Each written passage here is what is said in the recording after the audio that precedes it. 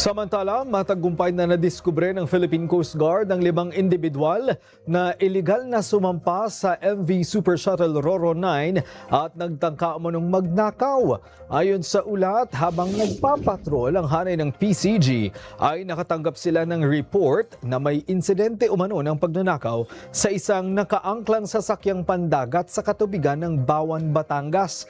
Mag-aalas 12 ng hating gabi nang mahuli ng hanay ang isang motorbangka na nagtangkang sumampa sa naturang Roro na nagresulta sa pagkakadakip ng isang individual, habang ang ibang sospek ay paniniwalaang nasa loob pa ng vessel. Sa masusing paghanap sa loob, nadakip ang 4 pang individual na samsam sa kanilang ilang mga kable. Dinala ng hanay ang 5 suspect para sa dokumentasyon at medical examination habang naghahanda rin ng PCG para sa pagsasampa ng kaso.